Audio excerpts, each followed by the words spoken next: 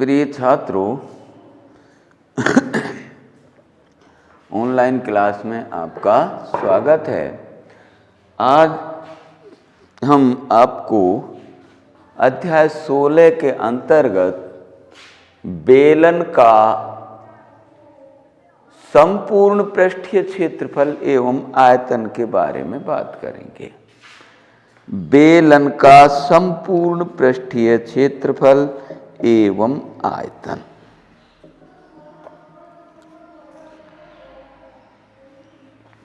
देखिए,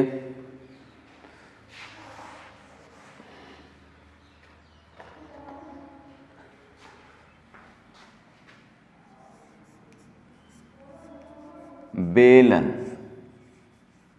का संपूर्ण पृष्ठीय क्षेत्रफल। देखिए, बेलन का सबसे अच्छा उदाहरण है दोनों सिरों से बंद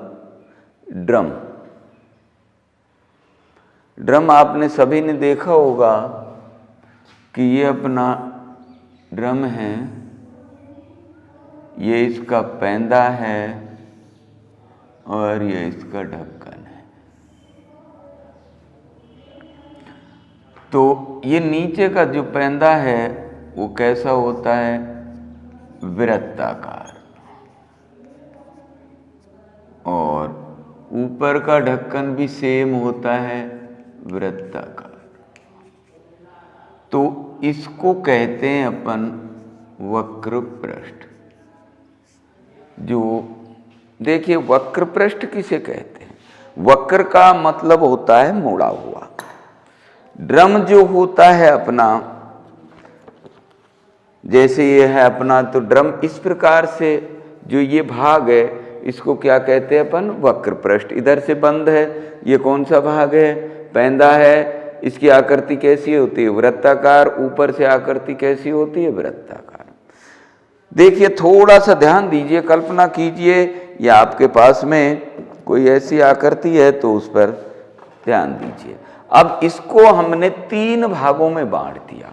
संपूर्ण पृष्ठीय क्षेत्रफल का मतलब है कि इस पे कहां कहां रंगापन कर सकते हैं, वो कहलाता है इसका संपूर्ण पृष्ठीय क्षेत्रफल। तो मैंने सबसे पहले इसके पैंदे को आपको अलग करके दिखा रहा हूं। ये तो हो गया पैंदा, किसका? ड्रम का। इसकी आकृति कैसी होती है? वृत्ताकार। तो ये हो गया वृत्त। दूसरी, ये सेम साइज में इसका हो गया ढक्कन।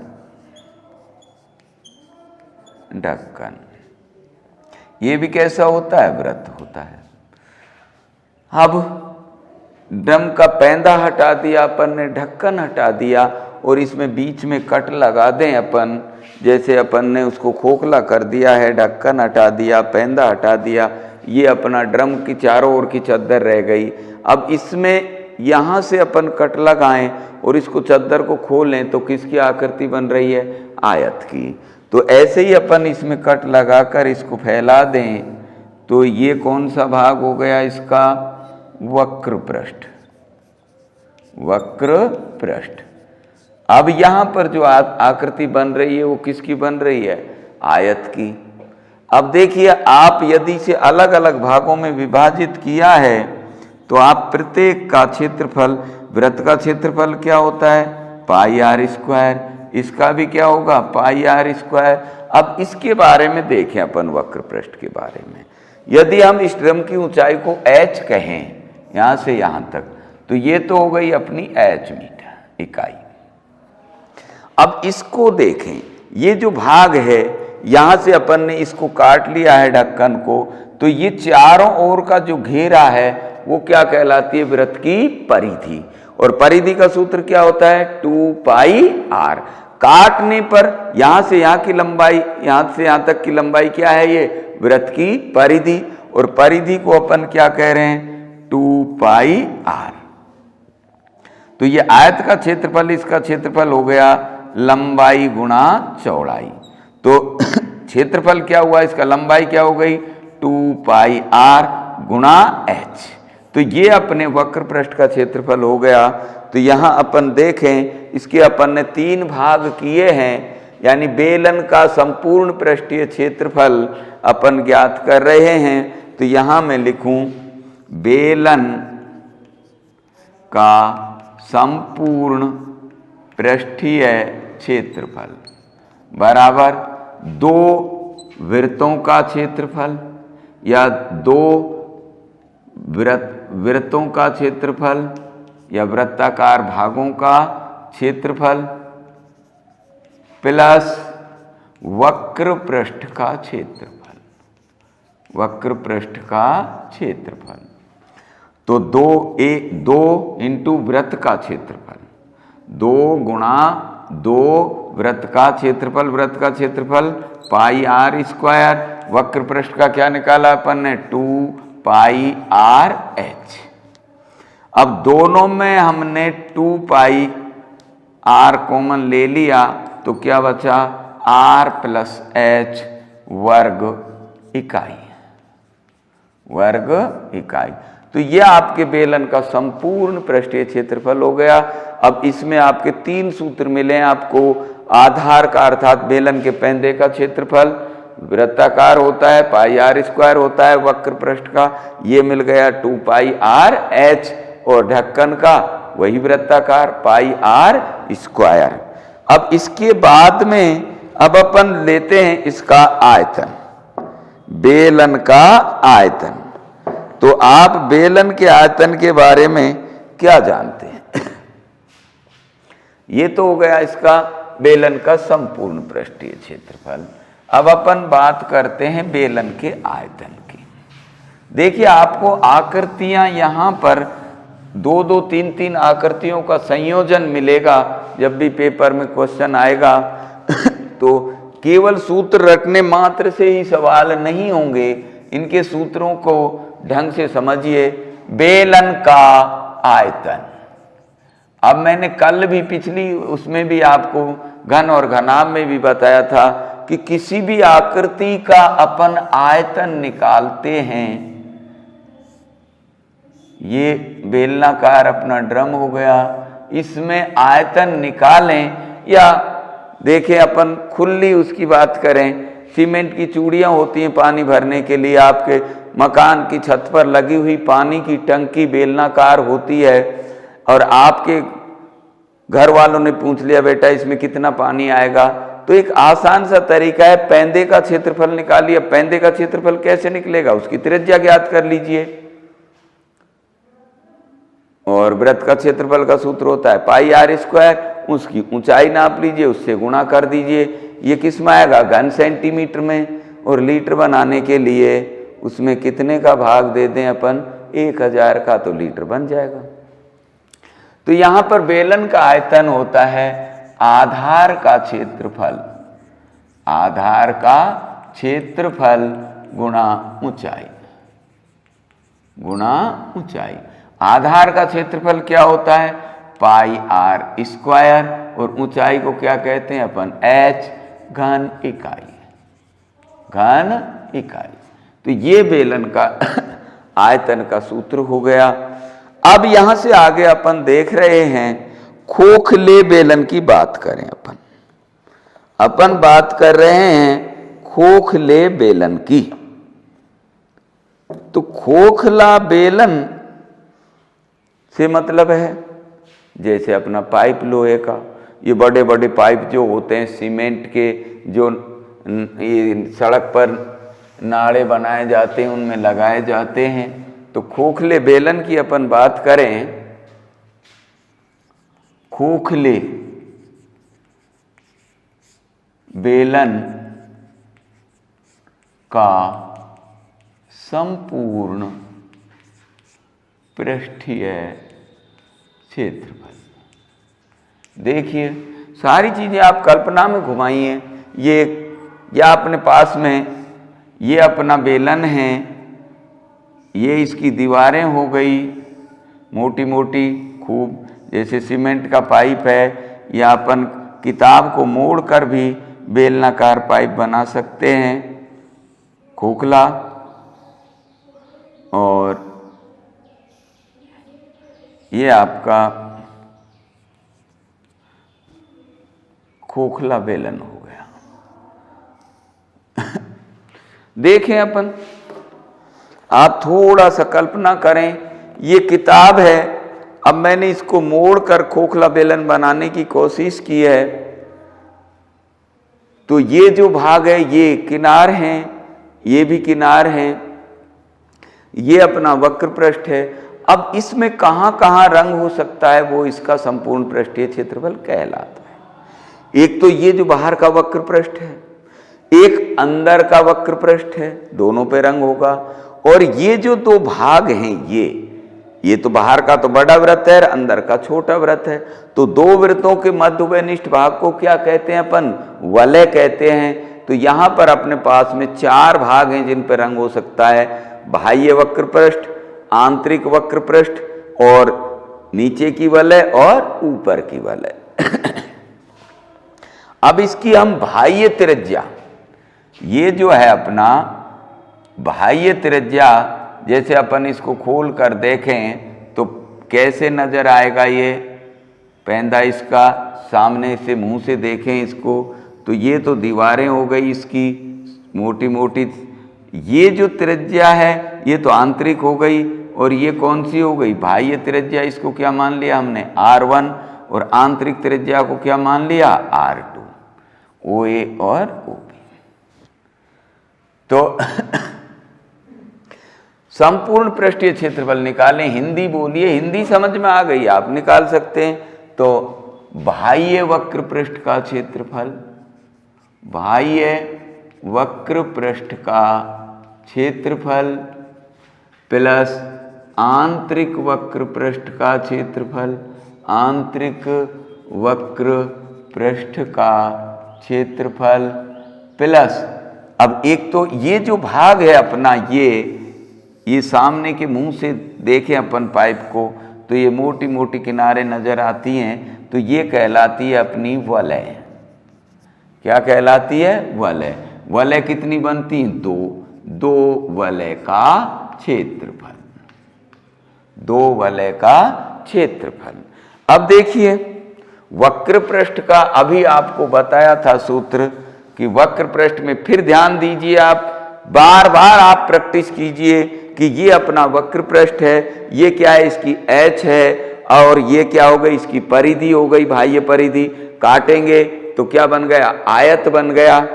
आयत का क्षेत्रफल लंबाई गुणा चौड़ाई होता है, तो बाह्य का हो गया 2 पाई R1h। बाह्य त्रिज्या को क्या कहा गया है? R1, प्लस आंतरिक का भी वही होगा 2 पाई, लेकिन त्रिज्या बदल जाएगी R2h। और वलय का क्षेत्रफल 2 इंटू, 2 वलय हैं, वलय का क्षेत्रफल क्या होगा?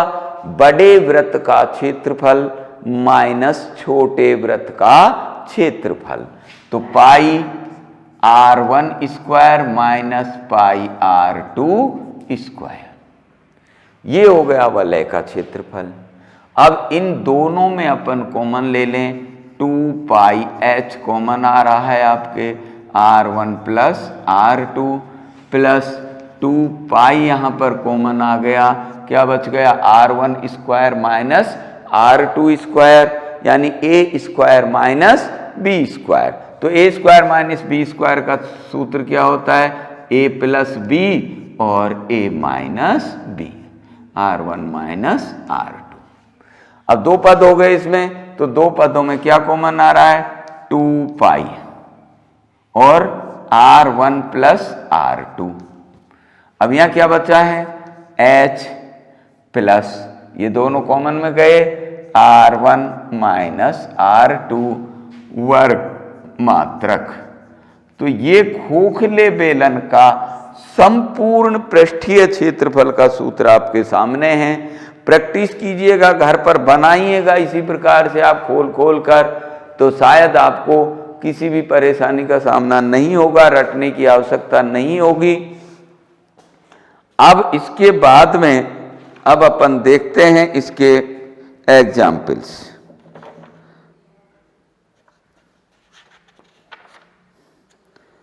यस तो ये 3 सूत्र आज अपन ने पढ़े हैं। ठोस बेलन का संपूर्ण पृष्ठीय क्षेत्रफल, ठोस बेलन का आयतन और खोखले बेलन का संपूर्ण पृष्ठीय क्षेत्रफल। और देखें इसका तो खोखले बेलन में लगी धातु का आयतन अपन ज्ञात करें तो कर लें, इसका भी सूत्र देख लीजिए। चलो एक सूत्र और लिख लीजिए, खोखले बेलन का आयतन। अब यहां पर खोखले बेलन से आयतन से तात्पर्य है कि अपना जो ये पाइप है लोहे का, ये लोहे से बनी दीवारें हैं, इसका मुंह हो गए, तो इसमें कितना धातु लगा है, लोहा लगा है इन दीवारों में, ये अपन को ये आयतन निकालना है। खोखले का मतलब इसकी हवा का आयतन नहीं निकालना है अपन को। तो खोखले बेलन का आयतन हो गया बाह्य बेलन का आयतन, बाह्य बेलन का आयतन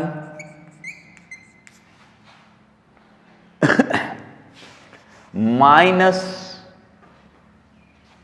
आंतरिक बेलन। आंतरिक बेलन कौन सा हो गया, जो हवा में है, खाली है, आंतरिक बेलन का आयतन, आंतरिक बेलन का आयतन। बाह्य बेलन का आयतन पाई r1 square h minus pi r2 square h। पाई h अपन ने कॉमन ले लिया तो ये हो गया r1 square minus r2 square घन इकाई। ये खोखले बेलन में लगी हुई धातु का आयतन हो गया। अब हम इन पर आधारित कुछ एग्जाम्पल्स देख रहे हैं। देखें, पहला एग्जाम्पल है अपना, उदाहरण है एक बेलन के, उदाहरण नंबर 1, एक बेलन के आधार का क्षेत्रफल, बेलन के आधार का क्षेत्रफल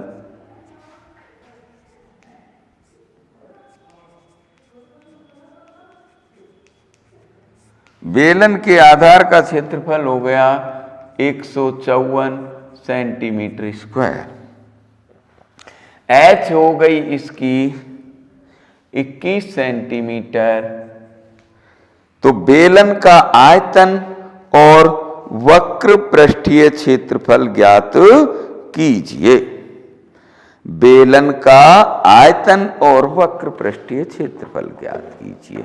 तो देखो, आयतन अपन ने अभी बताया था कि किसी भी आकृति की नीचे से ऊपर तक ऊंचाई समान है तो आधार के क्षेत्रफल को ऊंचाई से गुणा कर दीजिए।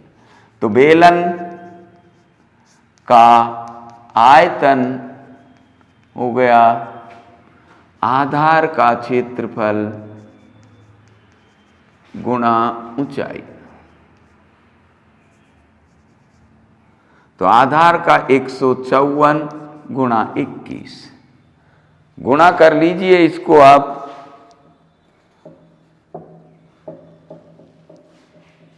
ये आ गया 3234 सेंटीमीटर क्यूब। ये तो इसका आयतन हो गया। अब हमने निकालना है इसका वक्र पृष्ठ।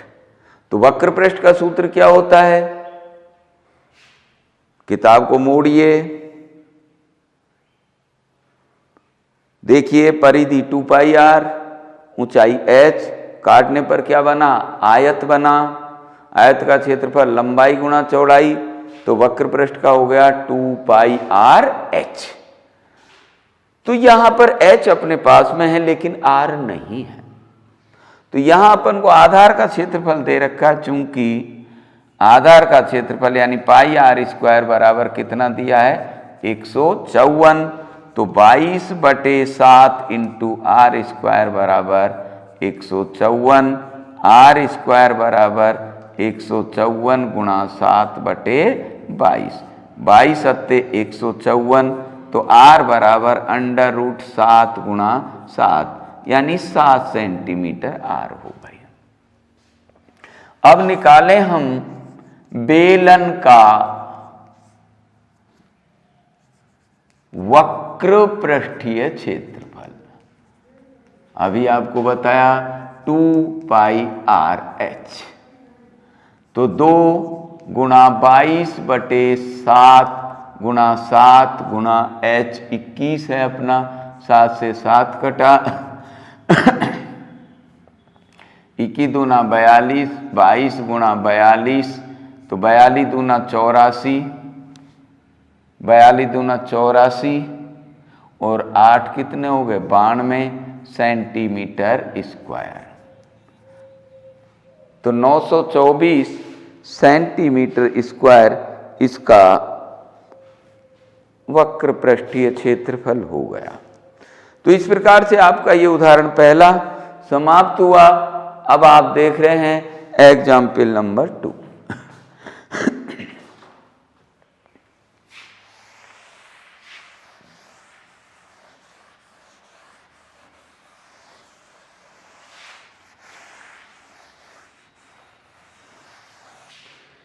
एग्जाम्पल नंबर 2, उदाहरण नंबर 2। एक बेलन की ऊंचाई 11 सेंटीमीटर है, तो H बराबर अपन को दे रखा है 11 सेंटीमीटर। वक्र पृष्ठ का क्षेत्रफल दे रखा है अपन को 968 सेंटीमीटर स्क्वायर। बेलन की त्रिज्या ज्ञात कीजिए। देखिए बेलन का वक्र पृष्ठ ये दे रखा है आपको, तो बेलन के वक्र पृष्ठ का क्षेत्रफल, वक्र पृष्ठ का क्षेत्रफल क्या होता है 2πRh। ये भी वक्र पृष्ठ का क्षेत्रफल है, इसलिए 2πRh बराबर 968। मान रखिए 2 गुणा 22/7 गुणा R हमको ज्ञात करना है, H हमारे पास में कितनी है 11 सेंटीमीटर बराबर 968। R बराबर 968। अब इधर से राशियां इधर जाती हैं तो नीचे की तो कहाँ चली गई ऊपर, 7 नीचे था ऊपर आ गया। ऊपर क्या क्या है 2 गुणा 22 गुणा 11, इनको काटिए 11 8 88, 11 कम 11, 11 8 88, 96 से 88 गया तो 8 और 11 8 88।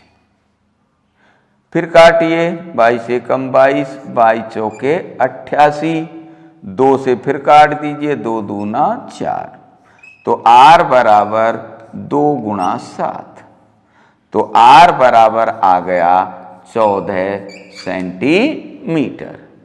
तो ये आपके ये जो क्वेश्चन दिया है इसमें बेलन की त्रिज्या हो गई आपकी 14 सेंटीमीटर। अब अगला उदाहरण देखिए,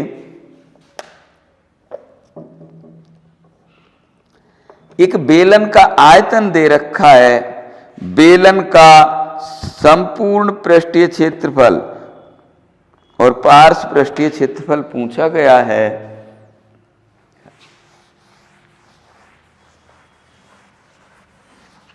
देखें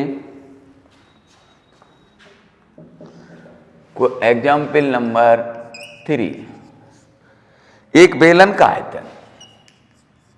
बेलन का आयतन आपको दिया है, क्या दिया है? 448 पाई सेंटीमीटर क्यूब, और इसकी ऊंचाई आपको दी है h बराबर दिया है 7 सेंटीमीटर। बेलन का पार्श्व पृष्ठीय क्षेत्रफल ज्ञात कीजिए। तो सबसे पहले अपन को बेलन की क्या ज्ञात करनी है? त्रिज्या। तो बेलन के आयतन का सूत्र इसके नीचे लिख लीजिए। क्या होता है बेलन का आयतन? पाई आर स्क्वायर एच बराबर 448 पाई। तो पाई से तो पाई कट गया, आर स्क्वायर इंटू एच कितना है? 7 बराबर 448, आर स्क्वायर बराबर 448/7, 7 6 42 और 7 चौके 28। तो आर बराबर √64, तो आर बराबर आ गई इसकी 8 सेंटीमीटर। अब पार्श्व पृष्ठीय क्षेत्रफल का मतलब होता है बेलन का वक्र पृष्ठीय क्षेत्रफल। तो बेलन का पार्श्व पृष्ठीय क्षेत्रफल कहें या वक्र पृष्ठीय क्षेत्रफल कहें, 2 पाई आर एच।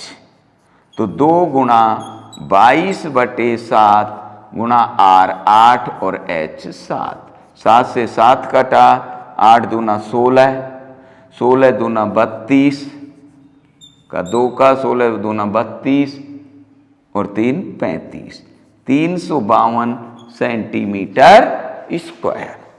ये आ गया इसका पार्श्व पृष्ठीय क्षेत्रफल। बेलन का पार्श्व पृष्ठीय क्षेत्रफल ज्ञात कीजिए। तो ये आपका उदाहरण नंबर 3 हो गया है। अब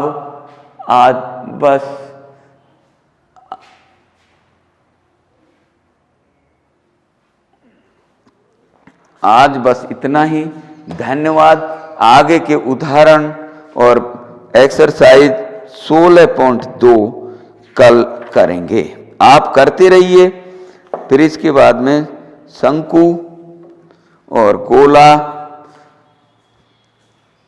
तो पहले आप इनके सूत्रों को ढंग से बनाना, घर पर दोबारा से बनाना। बस आज के लिए धन्यवाद।